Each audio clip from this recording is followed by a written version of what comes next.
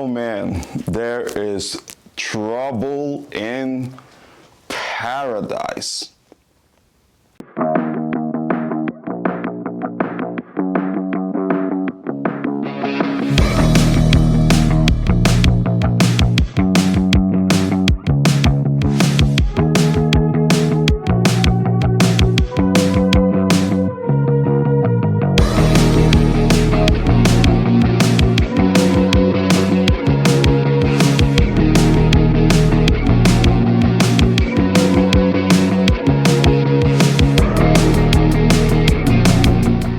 Hello guys, and welcome to episode 12. It's been a while, not really, not too long, but I first want to start this episode by saying a lot of you have had reactions to episode 11, which was the previous episode, where I asked a very valid question about whether or not Jake Paul paid Mike Perry to lose. If you guys haven't seen that episode, please go over and check it out. I want to say thank you for all the reactions. Seems to me like a lot of you agree. Hey, I'm just saying what I think. I have no facts to back up anything. I'm just saying what I think. And I love the fact that I'm not the only one who is thinking about that. However, today's episode 12, we're going to talk about a couple of things that have been on my mind for the last couple of days. Plus, also, I'm going to share my thoughts on the upcoming pay-per-view event, UFC 304, happening this weekend in Manchester, England. So once again, guys, welcome to episode 12. Let us have a conversation. Today's episode, we're going to be talking about some very major legal troubles for Khabib Nurmagomedov. Khabib, aka the Eagle. Khabib, the undefeated former UFC lightweight champion, arguably one of the greatest MMA fighters of all time. He's having some legal problems and we're going to go into it, share my thoughts on it, and we'll see what you guys think. Another thing we're going to be talking about today is the recent Association of Boxing and Combat Sports Commission. They recently lifted the ban on the 12 to 6 elbows. I have my thoughts on that. Stick around. Maybe you will find out and learn a few things. And lastly, we're going to be talking about just matters surrounding, again, UFC 304. These are very important conversations that I think we should have. You guys tell me what you think. So let's just get right into it. First things first. The Association of Boxing and Combat Sports Commissions they just lifted the ban on the 12 to 6 elbow. Now the 12 to 6 elbow, for those casuals like me who didn't know, it's an MMA strike that was considered so dangerous to opponents that it was completely banned. Guys, have you ever noticed during fights in MMA, when fighters want to throw an elbow, they usually come from the side, right? It's either an elbow from the side to strike the opponent's head, either when they're going for a double or single leg takedown, or if they're in the clinch, they strike up towards the face or the head. Or sometimes it goes from the bottom, or as Jon Jones does it sometimes, from the back, the reverse elbow. It's funny, you never see the most obvious elbow strike, which should be this, which is coming from the top down in a vertical, diagonal, vertical, in a vertical line. You never see that. Well, that's because a while ago that move was banned by this commission. Now, so many rules in MMA have been banned. So many moves in MMA have been banned because they're either considered too dangerous or may be career ending. And while I understand those skepticisms and concerns, there are a lot of moves that I think are unfairly banned. And one of them is the 12-6 elbow. Right? Because first and foremost, you're in a fight. When you're in a fight, sometimes your instincts to strike just come out of nowhere. I've never really liked the idea of being in a fight, and while you're trying to mentally calculate what your opponent is going to do, at the same time, you're thinking about certain aspects of the unified rules that you should not do in the ring while you're getting your ass kicked. It's just never really made sense to me. A lot of people have also called for, say, moves like the oblique kick that Jon Jones is very popular for doing. Or the eye poke. I'm kidding, guys. The eye poke should be banned, you know. That could cause blindness, like permanent blindness. But like the oblique kick and the 12-6 elbows, I've never really liked the fact that those moves, the 12-6 elbow was banned. Like, I think that is a legitimate good strike to have in your arsenal as a fighter. Like, listen, and I understand street fights are different from fights that are mixed martial arts fights. But you do understand that for the most part, in a street fight, certain moves come naturally and serve as a counter to an offensive move that your opponent might be doing on you. Why can't that same thing apply a lot regarding the 12-6 and 12-6 elbow? Why can't that apply in the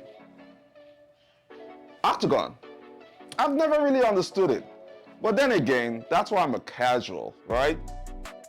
But I'm not so much of a casual that I don't know that that move will be an effective move in MMA. And one thing I do know about MMA is this. For every move that comes out or somebody creates or somebody thinks about, there is always a counter move. There is always a move that will remedy it. And as such, don't you think bringing back the 12-6 elbow and making it a staple strike in MMA will sort of make the fight game evolve once again? Because the fight game has evolved consistently since the early days of the UFC. A classic example would be this. In the early days of the UFC, a lot of guys never really threw leg kicks. Go back and watch the footage. A lot of strikers, even elite strikers, didn't really throw leg kicks. And then, the early guys who knew about leg kicks and started applying leg kicks had tremendous success. until MMA fighters started knowing how to check leg kicks. And ever since then, leg kicks and checking leg kicks is an essential part of the game. You see what I'm saying? The same way with the triangle in jiu-jitsu.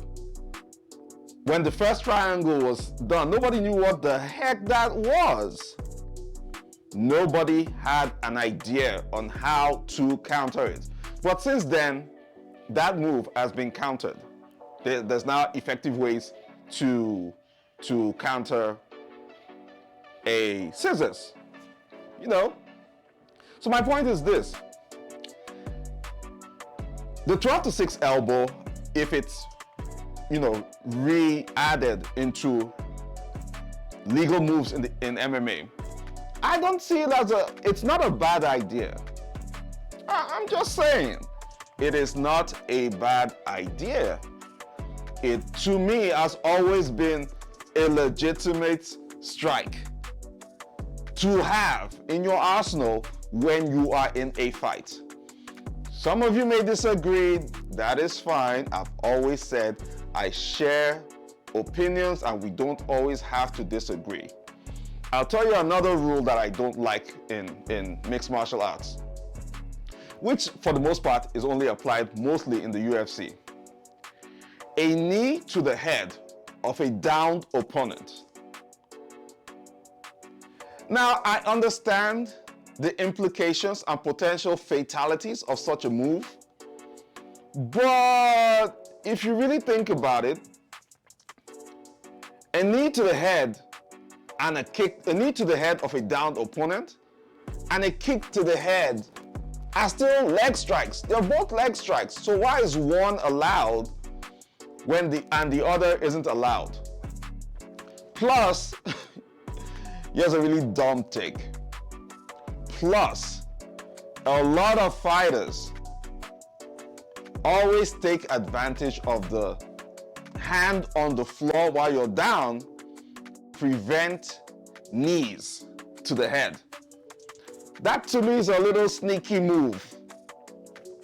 Champions have been made from that move. I'm sure you guys know I'm talking about Funk Master Aljamain Sterling. He made that move against Peter Yan when they fought for the first time for the belt. And Peter Yan got disqualified and Aljo got the belt the first time. Granted, in the second fight, Aljo completely dominated Peter Yan. But my point is, you guys know that fighters use that move in a sneaky way. You know what I'm saying? And for the most part, that is a lot to think about when you're in there trying to fight somebody and take their head off. And sometimes you could also have situations where a downed opponent could have his hands on the ground and the person striking from the top is not at the right angle to see that the hand is on the canvas. I'm just saying, it's worth considering, you know? And of course, the biggest, besides Aljo's win, one of the most significant events concerning an illegal strike is the 12-6 elbow that is registered as the only loss or no contest on Jon Jones's record. And that was in, I think it was December 2009. Jon Jones fought Mark Hamill, and I remember it being in the first round, he had Matt Hamill on the ground and started some ground and pounds, which involved multiple 12-6 elbows. And, he was penalized for that. So it wasn't really a loss if you really think about it. Matt Hamill went away with the W, but Jon Jones has always insisted that he wasn't really beaten. You know, sort of like how Sean O'Malley never really acknowledged the first Cheeto win, and I'm with Sean on that one. But Jon Jones just heard, you know, he just tweeted about the 12-6 elbow ban, or the uplifting of the ban. And I'm paraphrasing here, but Jon is suggesting to Dana White that that only scratch in his record in 2009 against Matt Hamill should be expunged. What do you guys think? There's an argument to be made there.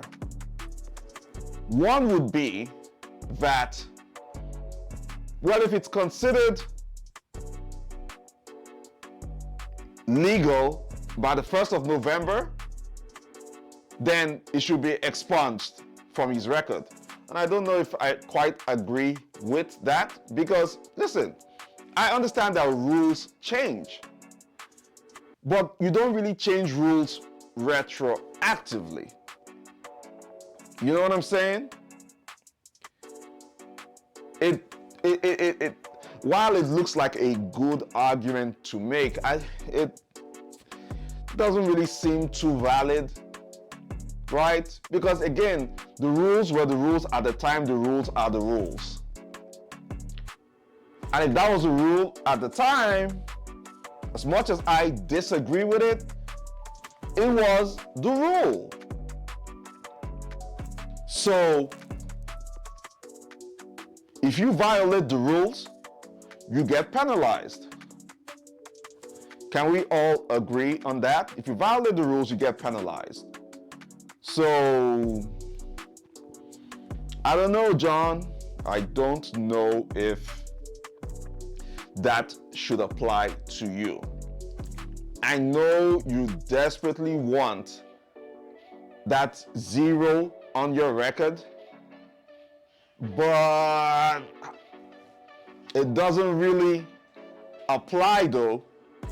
Okay, so think about it, right? If they do that for Jon Jones, can't someone like Peter Yan come back and say, well, if ever in the future they uplift a ban on a knee to the head of a downed opponent, can Peter Yan come back and say, oh well, since the ban has been lifted now, can we retroactively go back and strip Aljo of the belt? And I never really lost? You see what I'm saying? To grant that to Jon Jones will open up an entire big can of worms that nobody wants to deal with right now. Again, I am not a big fan of that ban, and I'm very happy that it's been lifted and it's going to come into effect. I believe it's hold on guys, I got to clarify this. Yeah, it comes in effect in November. The ban will be officially lifted. So you really can't hold on to the retroactive actions and say that is a basis for expunging certain numbers from your record. Believe me, if it was possible and there was a good argument for it, Jon, I'd be with you too, but you're just going to open up a can of worms that nobody has the wherewithal to deal with. You know what I'm saying? So let's just let that one slide. We still know you are in the conversation for the greatest of all time, regardless of that little skid mark on your record. GSP is considered one of the best welterweights in the world. Probably one of the guys in the GOAT conversation. He had losses. Anderson Silva is considered one of the guys in the GOAT conversation. He also had losses. Mike Tyson, Muhammad Ali, and the list of other combat sports legends all have losses.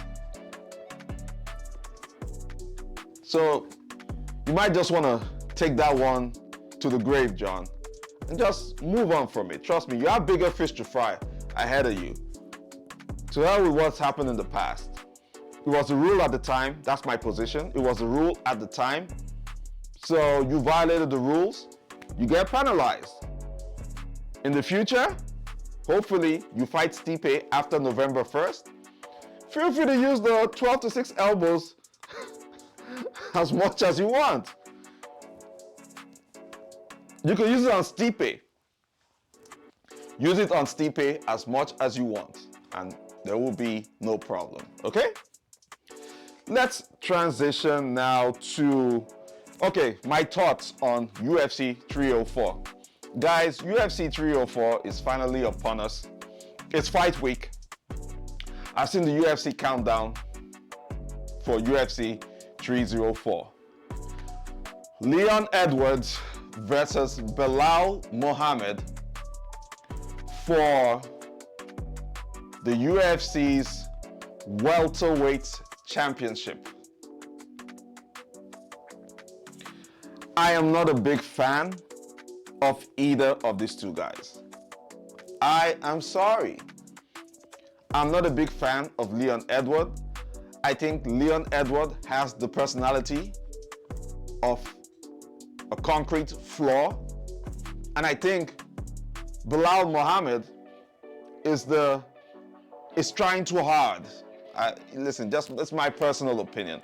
I think Belal Muhammad tries too hard to be a showman. It doesn't come naturally to him. I don't know why he's doing it, maybe to sell fights, maybe to remain relevant in the conversation, because there are times in the past where the more guys speak out, the more attention they get. And if enough people give you attention, the UFC will do what you want. It's how sometimes you can't deny some people a title shot just because they are so outspoken about their record. Juliana Pena is a good example. Colby Covington, good example. And quite frankly, even Belal. Belal has been on the run. You can't deny him a title shot at this point. Doesn't matter how you spin it, you just can't. Another person who I think at this point you really can't deny a title shot just because of the position he's in is Khamzat Chimaev. But my point is this. If you speak loud enough, often enough, and gain attention and momentum added with a very good winning streak, guess what? You have the attention of the brass. So maybe that's what Belal is doing. But back to the fight. I'm not excited about this card. I've looked at the prelims, which is probably why I'm not even talking about it, even though I'm not really heavy on talking about the prelims. But I've looked at the prelims and I'm not thrilled about much fights on the prelims. And I'm also not thrilled about much fights on the main card. I don't know why that is. I think it's one of the more weaker cards that the UFC has had in 2024. But that aside, I am interested in 3 fights on the main card. I'm very interested in Tom Aspinall versus Curtis Blades. I'm very interested in Bobby Green versus Paddy Pimblett, which I believe that is the people's main event. And then I'm interested in the low interest though, but I'm interested in the main event because it's a championship fight and it has serious implications for the welterweight division. Plus, one of the selling points for this fight, this card, is that the co-main event and the main event, coincidentally, are both rematches where the first fight was not conclusive in a way. Think about it. Tom Aspinall versus Curtis Blade for the first time. Tom Aspinall threw a leg kick and had an injury on his leg, and that fight ended very abruptly. And if I'm being fair, even Curtis Blade didn't like that win that he got. He didn't want to win that way, and I understand it. So they had to run that one back. It just so happens to be that Tom now so a lot of factors have come into play for this match to happen now. One, Tom Aspinall, after undergoing surgery and his full recovery, has come back, gone on a winning streak, beat Sergio Pavlovich, and positioned himself as a new interim champion. And Curtis Blade moved on from that fight, the first fight with Tom Aspinall, and was able to beat Jailton Almeida to position himself as a top contender for the heavyweight title fight. Then, second factor would be Jon Jones and Stipe. That whole fight situation with Jon Jones's shoulder injury and recovery. And we certainly need some momentum in the heavyweight division. That is why this fight is happening. However, if you think about it, the main event and co-main event, Belal Muhammad versus Leon Edwards, was going well the first time until the eye poke, which ended the fight. So, both of these fights were jinxed the first time around. And I cross these fingers and pray to God that we don't have a repeat for the rematches, because those two fights need to be decided so that we can move on from those stories. Those stories are getting tiring. I'm actually very tired. Let's get it over with. It's been a couple of years, right? Time to move on. And everything will be decided, God willing, on Saturday. So, another thing I was thinking about, I don't like the fact that Tom Aspinall is sort of put in a position where he has to defend an interim title belt. But this just goes back to the other episode I gave about how boring and how slow the momentum is in the heavyweight division. This is what I was talking about, guys. Because if they didn't do this fight now, Tom Aspinall and Curtis Blade would wait at least a year or maybe even a year and a half before they would have gotten another fight. This is sort of like a repeat of DC and Stipe, where both of them held that division for almost 3 years at the top. And the other fighters were just literally sitting down there, not having anything to do. That is the place that Jon Jones and Stipe have kept the heavyweight division. So I hate the fact that Tom Aspinall has to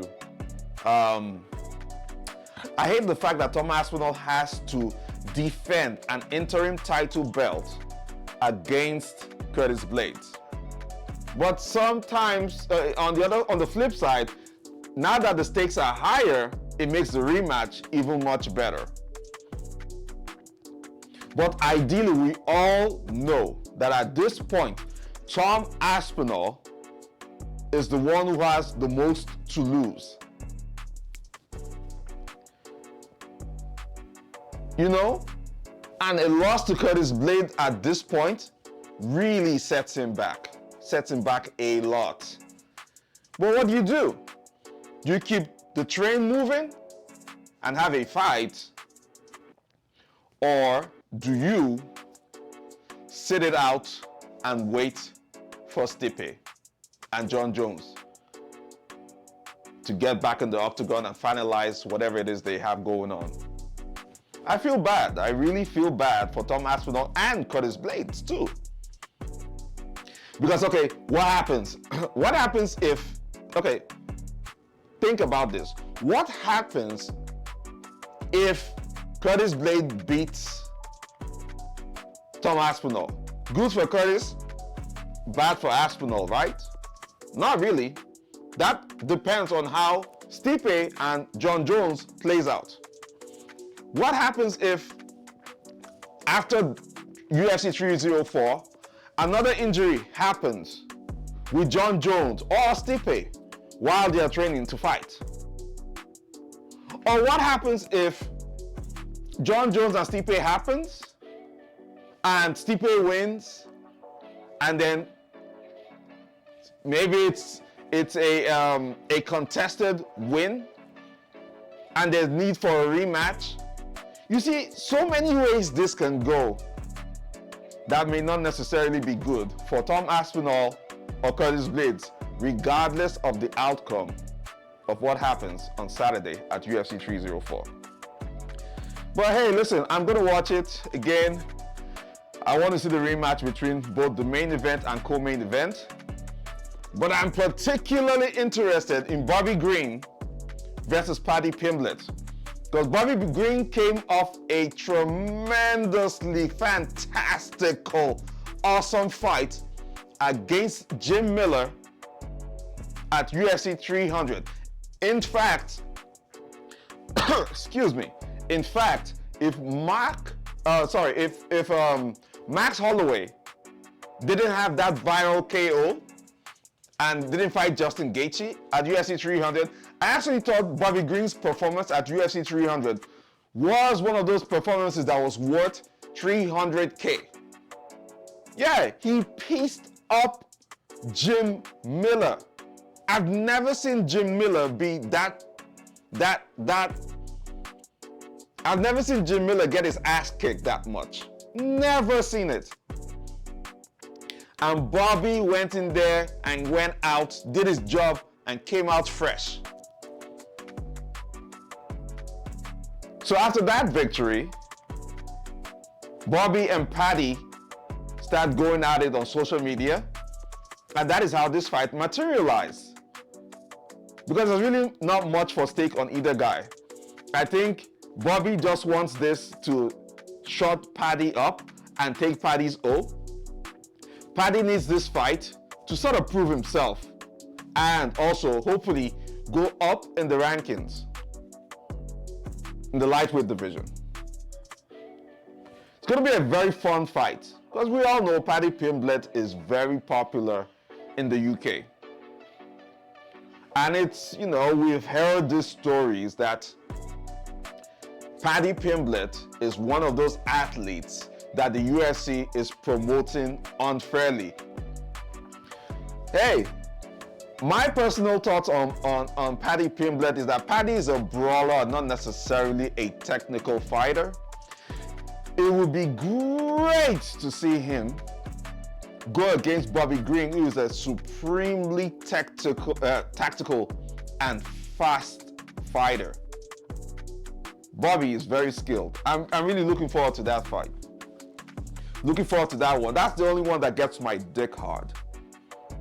There is no other fight on the entire card that gets my dick hard. And I like my dick to be hard when I think about the excitement of my fights. I'm sorry, guys. I'm a casual. If you're gonna pull me out to, you know, pay $85 plus taxes, I expect that these fights will be dick hardening fights. You know what I'm saying? That's what I expect. And I hope I'm going to get it on the entire card. I don't know if it's going to be on the entire card, but I do know that Bobby Green versus Paddy Pimblett, it should be some fireworks there. Fingers crossed. Because that's the same way we expected a fight with, you know, a really gun-blazing fight with MVP and Ian Gary, and it ended up being some kind of, you know, crotch sniffing fest. Anyway, so those are my thoughts on UFC 304. I'm going to be giving a recap after the fights. and we'll see how everything plays out. Now, transition to the main story of today. Khabib Nurmagomedov, the great eagle of Dagestan, the former UFC light heavyweight champion, the only undefeated UFC fighter, I believe, in history. Kahbib is in some legal trouble, guys. Major legal troubles.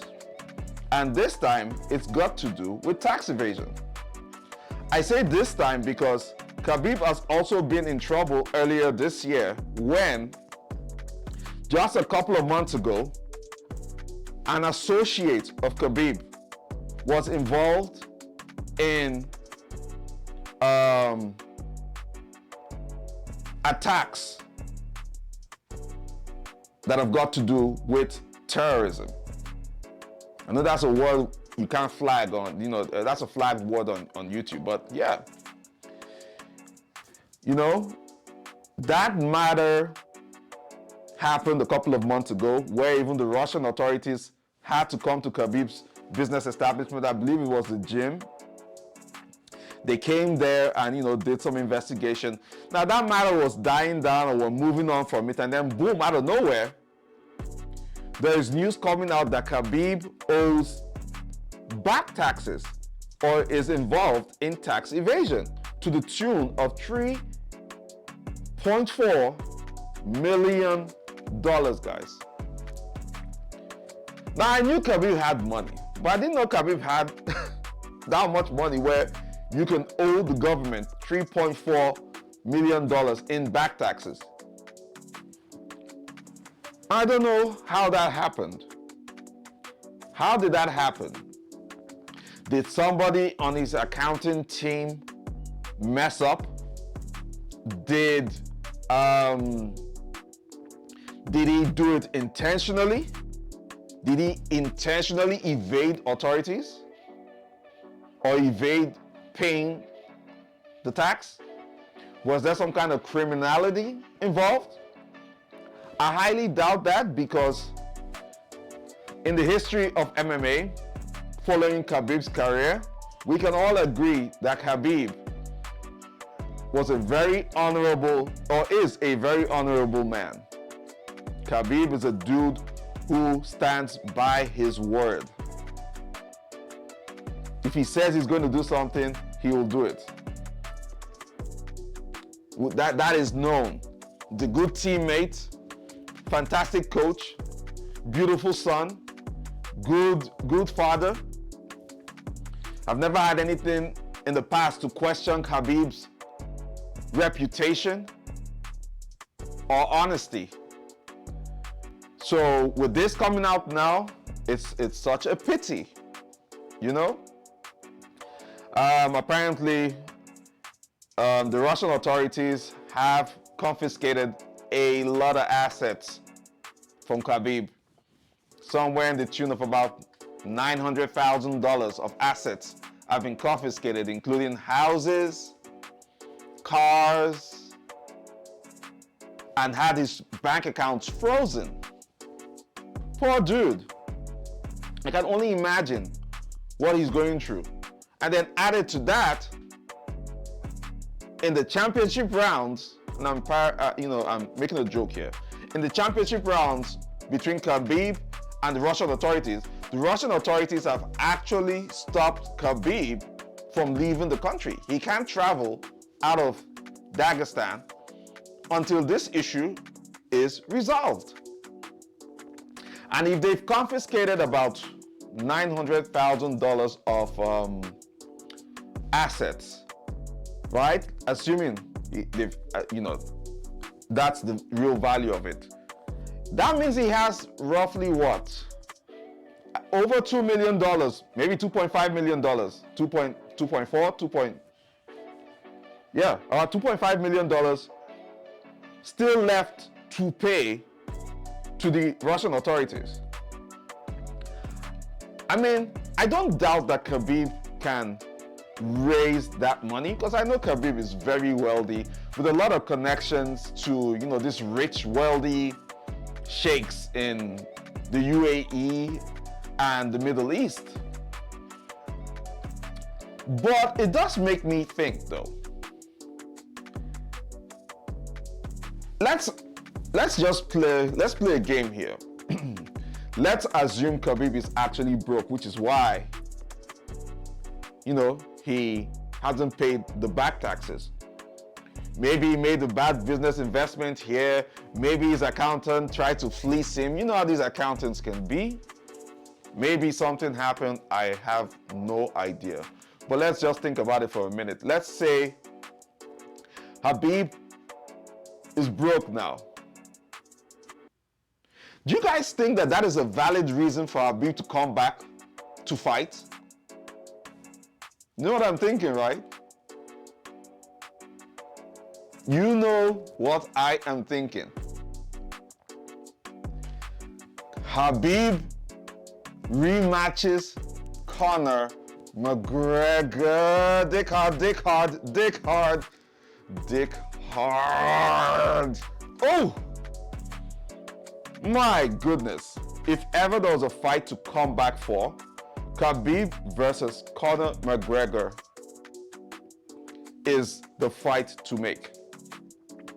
Can you imagine the pay-per-view numbers on that fight? Especially if it sold well. And Khabib literally is going to make a lot of money if he decides to come back for that fight.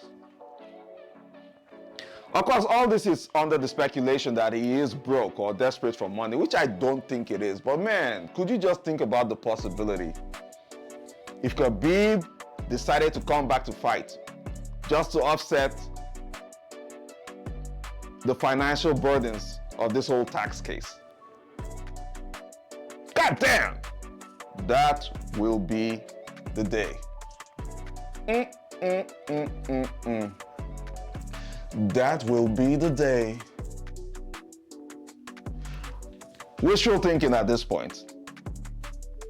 But you already know our man, Conor, my guy. Oh, I love Conor news. Anything about Conor just fucking makes news. I love Conor's news. I love Conor. Anyway, Conor gives me stuff to talk about every time. So Conor has come out now, reacted on social media to the news that Khabib is having legal issues, right? He's saying, paraphrasing here, hold on.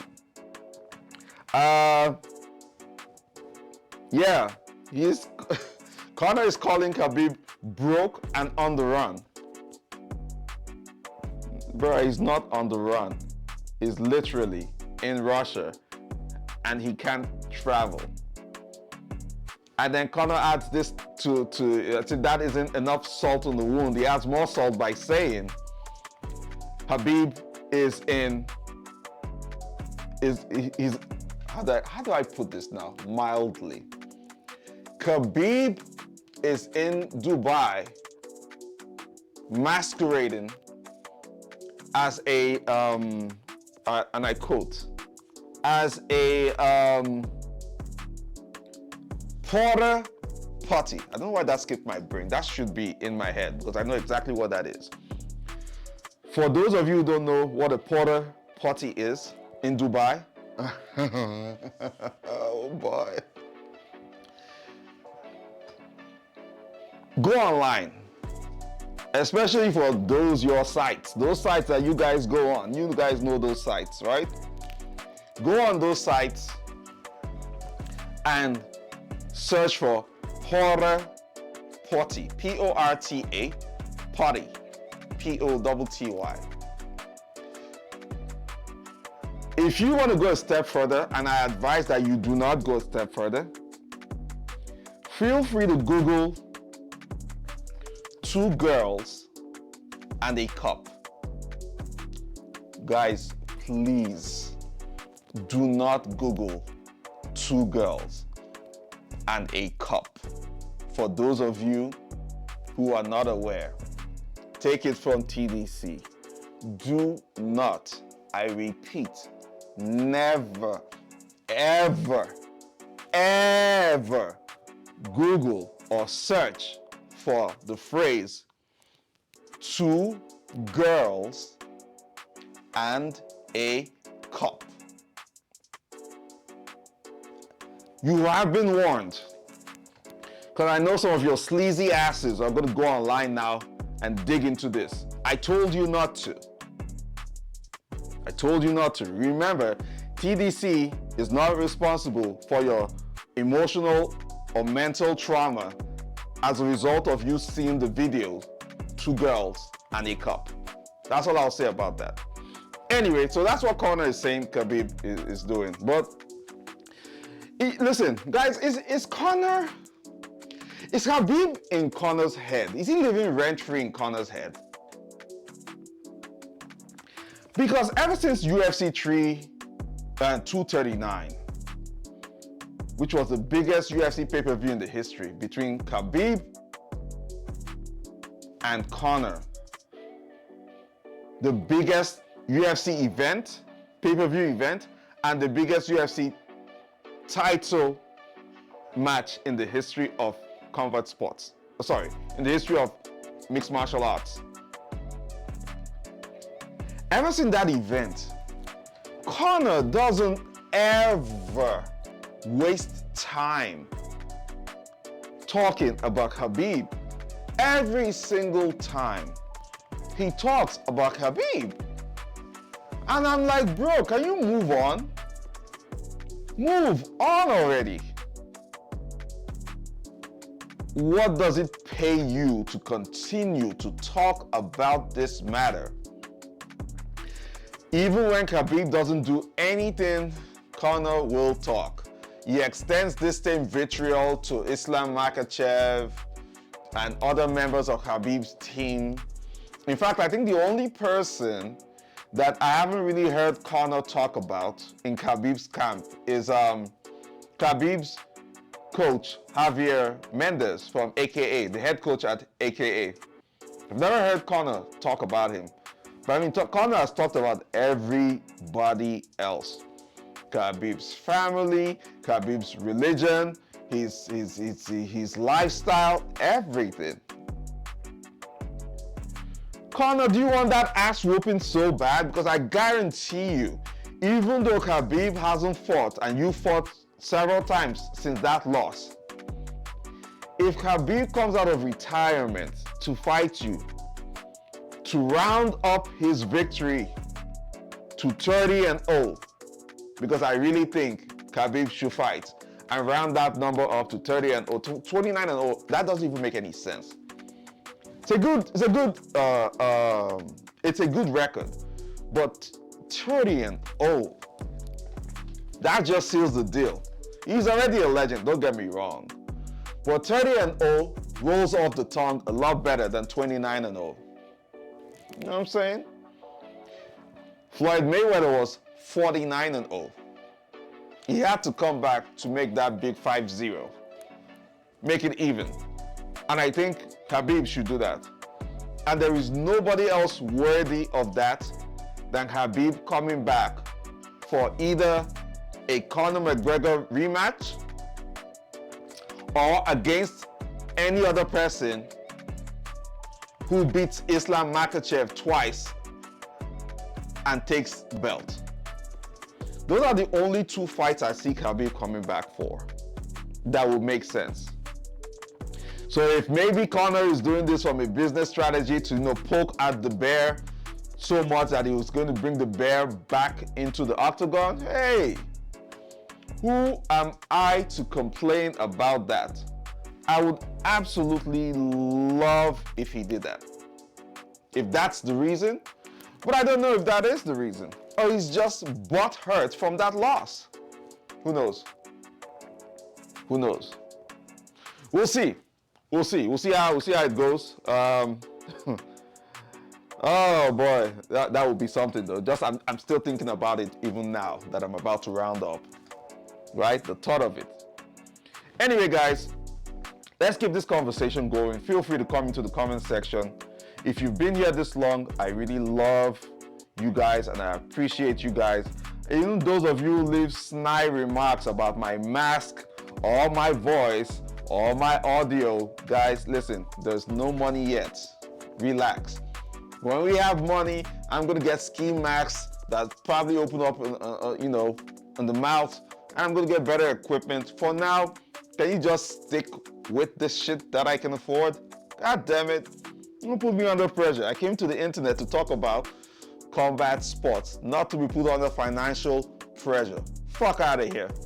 Anyway, back to my closing remarks. If you guys have been here this long, I love you and I appreciate you guys. Please like, share, subscribe, and hit the notification button. Share this video. Keep the conversations going in the comment section by engaging with Mr. TDC. I love all the comments. I really do. I know you guys can be assholes, but I still love y'all, okay? All right, guys.